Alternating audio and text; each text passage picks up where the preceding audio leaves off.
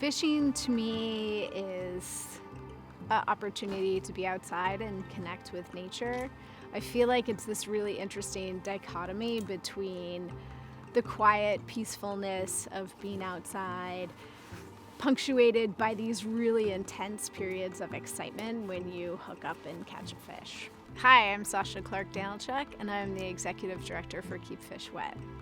Today, many of our most treasured fisheries are threatened.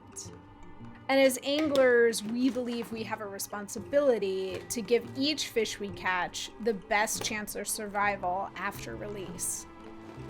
There are over 400 studies on catch and release, and most of those studies contain information that is useful to anglers.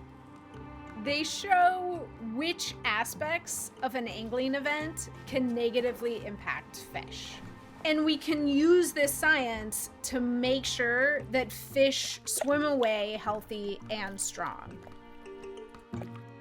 What we have done at Keep Fish Wet is to pull out the most pertinent bits of information to anglers and created best practices around the things that anglers can do that make the biggest difference to whether fish survive and are healthier after release. We've distilled the best practices down into 3 simple principles that any angler can use.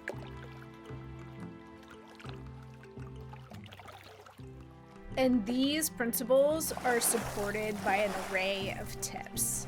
When landing a fish, it is important to eliminate contact with dry surfaces.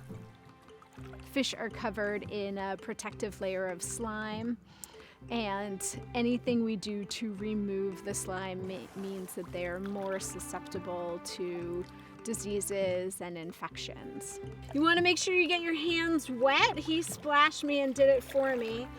Hold on one hand around the base of the tail and an A-OK symbol. Then you can remove the hook with the other hand. This is a barbless hook, so it should come out pretty easily. If not, having a pair of pliers is always helpful. If you use a net, make sure it's rubberized.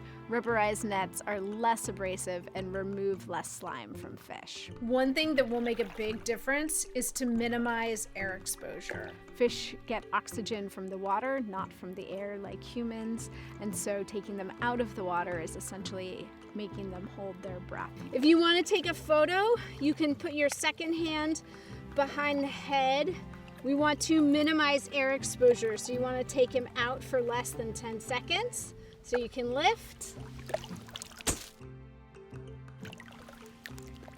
back in the water. Finally, you want to reduce handling time. That's the time from when you land the fish to when you let it go, regardless of whether the fish is in your hands or a net. Fish are wild animals, and restraining them is stressful, so we want to get fish off swimming on their way again as quickly as possible. So this guy's ready to go. I'm going to let him go and hope to catch him again another day. Using Keep Fish Wet best practices is your opportunity to put conservation into practice. For more information about our best practices and to become an advocate, visit our website at keepfishwet.org.